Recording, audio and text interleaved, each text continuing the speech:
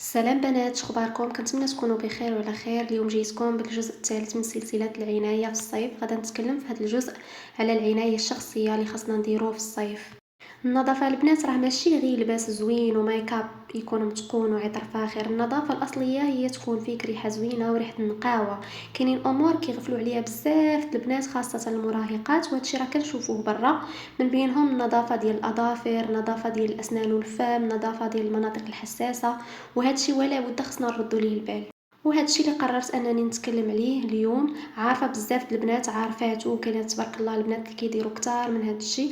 انا غادا نبارطاجي معاكم غير الاشياء الاساسيه اللي خاص البنات يديروهم، وخليكم معايا حتى الاخير. واول حاجه غادي نبداو بها البنات هي الدوش. خصوصا في الصيف راه ضروري ندوشو يوميا. ما غاديش نقول لكم صباح وعشيه، غادي نكتفيو غير كل نهار. وماشي غير باش نكونوا نقيين، ولكن باش نحسوا بالراحه والنشاط. راه غير كتخرجي كتسخري ولا كتحركي في الدار، كتعرفوا الحراره كيف دايره. حتى ولو كنتي غير جالسه، كتنوضي غير كتصايبي الغدا ولا كتنظفي، راه الجسم كيعرق بلا ما تحسي. والدوش البنات راه ما كياخذش منا اكثر من 15 دقيقه بالزربه. ما غادا تخسري والو، بالعكس غير غادا تحسي بواحد الراحه نفسيه وجسديه. وكنصيحه تولفي تعتمدي مقشر للجسم بدل الحكام بالليفه المغربيه والصابون البلدي، حيت بزاف البنات وانا منهم كنت كنحك مره في السيمانه. وفي الصيف راه الحكام بزاف كيهيج البشره وكيخليها تسمار وكيزيد من مشاكل الجلد الإوزة والتصبغات. واللي نقدر نقترح عليك هو تعتمدي مقشر طبيعي سكراب يوم ويوم لا. ساهل تصايبيه غير في الدار بلا ما تحتاجي تشري هذاك اللي واجد. مثلا سكراب ديال القهوه والسكر وزيت الزيتون اولا جوز الهند، ولا سكراب ديال الحمص والارز والكركديه والسكر الاسمر والورد المجفف المطحون. هادشي راه ديجا بارطاجيتو معاكم في فيديوهات سابقه. مثلا هاد الوصفه الثانيه اللي عطيتكم راه كتقشر وكتفتح وكتخلي البشره ناعمه بزاف، وفي شهر كيبان لكم الفرق.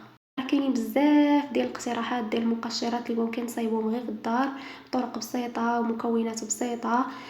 وتذكري ان النظافه ماشي فقط روتين، بل هي وقت خاص ليك كتهلاي فيه في راسك وكتحسي فيه بانك قدمتي شي حاجه زوينه لنفسك، وهذا بحد ذاته كيحسن ليك النفسيه ديالك. وثاني حاجه واللي ولا بد منها في الدوش وهي ازاله الشعر الزائد. الشعر في الصيف راه غير كيزيد يجمع البكتيريا وكيخلي الحبوب ينوضوا وكيعطي ملمس خشن، وغير كيزيد من التعرق اكثر. فلذلك فين ما دخلتي للدوش وبان ليك انك خاصك تحيديه حيديه، وكل بنت دير الطريقه اللي كترتاح فيها. يا اما الشفره العاديه واللي كنصح بها انا من فينوس، خاصه الموف ولا الورديه، راه كيجي فيها فحال الجل. ما كتحتاجيش انت ديري الصابون، ولا ممكن ديري انت كيف ما بغيتي زعما ديري جل دوش معاها. وما كتحتاجيش دوزي شحال مره، غير مره واحده قاضيه الغرض. وكتخلي ملمس رطب. اللي بغات دير لاسير ولا بغات دير الحلاوه كل بنت وفاش كترتاح.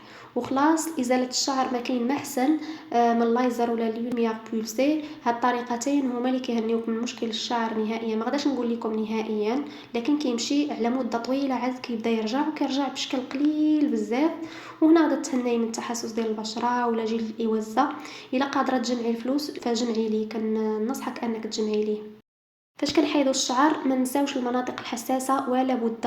هما البلايص اللي كيجمعوا اكثر العرق والبكتيريا اوتوماتيكمون ريحه خايبه. وثالث مرحله وهي حك القدمين. ولا بد مع الصيف كنوليو نلبسو صنيدلات والرجلين كيوليو ناشفين، ضروري ما نحكوهم ونحيدو هذيك الطبقه الزايده باش يوليو نقيين ورطبين. ومن بعد كنديروا صابون ولا جل دوش اللي متوفر عندكم. غير هادو ديال دوف هما من الاحسن من ناحيه الكواليتي والثمن، وفيهم روايح مختلفه وزوينه. انا شخصيا كندير الصابون هو الاول، والمره الثانيه كندير جل دوش. وما نساوش السره والودنين وكذلك من وراهم والركب من اللور. كاينين شي بلايص اللي هما فين كيتجمعوا الاوساخ والرائحه بشكل اكبر وما كنردوش ليهم البال. هادوك البلايص هما اللي فين خاص نركزوا عليهم. بالنسبه للمنطقه الحساسه كنشوف بزاف اللي كيديروا هاد الاخطاء، كيستعملوا فيها جل دوش او صابون. وهاد القضيه راها خطيره بزاف، كتسبب في اختلال بي اتش ديال هذيك المنطقه، وبالتالي كتولي افرازات خايبه، كيولي مجفاف شديد مع حكه، ولا قدر الله كتولي التهابات. لذلك ما خصناش نقيسوا هذيك المنطقه بجل دوش ديال الجسم. تقدري تستخدمي جل انتيم يا اما طبيعي يا اما طبي، كل بنت وفاش كترتاح. ماشي يوميا، يوم ويوم لا، على حسب الارشادات اللي مكتوبه فيه. راه حتى هو الى حد ما راه صعيب. وبالنسبه للشعر ما خصناش نغسلوه يوميا. اذا شعرك دهني غسليه يوم ويوم لا. واذا شعرك جاف بارك عليه غير 2 المرات في الاسبوع، واستخدمي شامبو المناسب حسب نوع الشعر ديالك. بالنسبه للشعر اللي كيكون الفروه ديالته كتكون شويه دهنيه وباقي الشعر كيكون جاف، وهذا هو النوع اللي معروف ما كتعرفي شنو ديري له. انا شخصيا شعري هكا، الطريقه اللي لقيتها فعاله هي انني كندير ماسك قبل، غير كنابليكي غير على لي لونغور، ويمكن ديروا حتى زيت الكوكو. ومن بعد ملي كتبغيو تغسلوه كتفزقوه بالماء في الفروه، ما كتغسلوهش كامل، وكديروا الشامبو المناسب للفروه على حسب واش عندك الفروه عاديه ولا دهنيه. كتغسليه 2 المرات ولا 3. في المره الثانيه كتحاولي تخلي الشامبو شويه، ما تغسليهش بالزربه. الشامبو كيطبق غير على الفروه ماشي الشعر كامل. وفي الاخير كديري بلسم مرطب تاني على غي لي لونغور ماشي الفروه. كتمشي ديري الصابون للجسم وكتخليه شويه عاد كتشليه. وكل اسبوعين ضروري ما نديرو مقشر للشعر، يا اما بسكر اسمر مع شامبو، ولا كديري شامبو مضاد للقشره كيكون فيه ساليساليك اسيد، ولا الخل مخفف بالماء باش طهري ليا الفروه. هادشي كيخلي الفروه تكون صحيه اكثر، ما تجيكش القشره والفطريات، وكيعاون على صحه الشعر وكينقص من التساقط وكيولي صحي اكثر. وندوزو للنظافه ديال الضفار اللي بزاف كيهملوهم. اولا البنت اللي كطول الضفار او اللي دايره جل راه خاصك يوميا تعقميهم وتنظفيهم، هما اكثر شيء كيقدروا يجمعوا الميكروبات والوسخ. فضروري من الفرشاه ديال الاظافر تغسليهم بالماء مع البيكربونات الصوديوم ولا الماء مع الحامض. بصفه عامه البنت فاش كتدخل الدوش ما تنساش تنظف ضفارها حتى هما بفرشاه خاصه، وفاش تخرج تبردهم تقاد ليهم شكل ماشي واحد طويل وواحد قصير وواحد عوج، وتدهنهم بزيت الخروع راه كيقوي الظفار وكيعطيهم واحد البغيونس زوينه. ومني كنخرجوا من الدوش كنشفوا مزيان مزيان بالفوطه، وخاصه المناطق الحساسه حقاش الماء مع الحراره كيكونوا لينا جو رطب فين كيترباو لي باكتيري. وبالنسبه للملابس الداخليه ولا بد يكونوا ديال القطن. خلينا من الزواقات راه غير كيديروا الريحه الخايبه وكيغمقوا لون المناطق. تاكدي منهم يكونوا 100% قطن، وكنصح البنات يستعملوا حتى لي بروتيز سليب يكونوا 100% قطن ويتبدلوا كل ساعتين. واللي ما كترتاحش فيهم وما بغاتهمش تاخد هادوك اللي كيكونوا ديال القطن كيتباعوا عند مول الملابس الداخليه، كتستعمليهم وتصبنيهم وتعاودي ترجعيهم، يعني ماشي جوطابل. وبالنسبه للملابس الداخليه راه ما كيتصبنوش مخلطين مع الملابس الاخرى، راه كيتصبنوا بوحدهم، ومن الاحسن يتصبنوا بصابون الحجره. خلاص اللي كدير ليهم جافير راه صعيب بزاف وكيتسبب في التهابات ومشاكل صعيبه. يعني عادي مثلا فاش تبدلي سليب ديالك غسليه بالماء والصابون عادي ونشريه تقريبا 5 دقائق، ما غاداش تاخد منك والو. وبالنسبه للترطيب ديال المنطقه الحساسه يمكن ليك ترطبي بزيت الورد، كيرطب وكيخلي ريحه زوينه وكيفتح مع الوقت. والجسم حتى هو ما تنساوش بالترطيب، راه واخا الصيف راه ضروري من الترطيب. كاينين مرطبات ديال دوف راه زوينين كنصحكم بهم، وكاينين بزاف ديال الاقتراحات.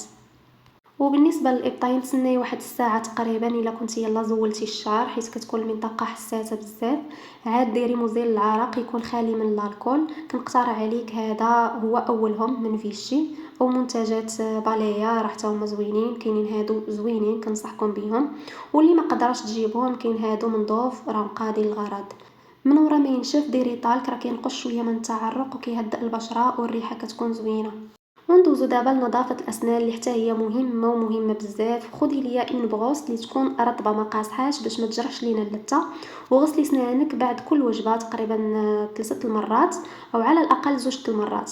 وضروري من استخدام الخيط، راه الفرشاه ما كتوصلش لوسط الاسنان. جربي دوزي خيط ما بين سنانك وشمي شوفي الريحه كيفاش دايره. وايضا ما نساوش اللسان اللي كيجمع بزاف ديال لي باكتيري. كاين هاد الاداه اللي ما عرفتش شنو سميتها، واللي ما بغاش تاخذها تقدر تستعمل غير الفرشاه غير بشويه دوزها على لسانها ولا الخيط راه حتى هو كيحيد.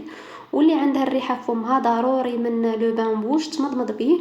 اللي ما تقدرش تاخذه تكتفي فقط بما فيه الحامض تمضمض به الفم ديالها، ولا معلقه ديال زيت جوز الهند راه كيبيض حتى السنان، او فقط زيت الزيتون كيقضي على الرائحه.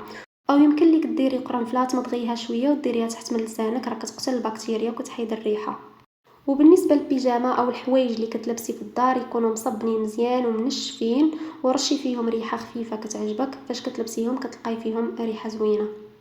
وبقى لينا غير موضوع الدوره الشهريه. الفوط الصحيه تاكدي منها ضروري تكون مصنوعه من القطن، ولا بد تبدلي كل ساعتين. وديري اون تخوص من الاحسن اللي يكون خاص غير بالدوره، حطي فيه فوط صحيه ودي سليب ومزيل العراق وكاع داكشي اللي كتحتاجي. ديما تلقايه مجموع، الا كنتي خارجه تهزيه معاك. واحد لاستيوس غادي نبارطاجيها معاك. في اليوم الاخر ديال الدوره ديالتك خدي الخزامه ديريها في الماء حتى يغلى وتطلق وتوضاي بها راها كتعقم، ولا خدي معلقه ديال الخزامه مع زيت الزيتون حطيها في مقله غير تبدا تسخن، غير تسخن شي شويه، وفتحي الفوطه الصحيه اللي باغا تستخدميها ديك الليله، فتحيها من الوسط وخشي فيها الخزامه. هادشي ملي تبغي تنعسي وفي الصباح حيديها راه كطهر، ولا كانت شي حاجه مازال ما هبطاتش راه كتهبط. وهنا غادي نكون وصلنا لافان بلا فيديو الجزء الثالث من هاد السلسله، سلسله العنايه جلو اب. وإلا عجبكم المحتوى اللي كنقدم ما تنساوش ديروا لي لايك، واللي ما مشتركش يشترك، راني كنحاول نقدم لكم اكثر معلومات في وقت اقل. وما بقى لي غير نودعكم ونقول لكم حتى لا فيديو الماجيه الجزء الاخير من هذه السلسله.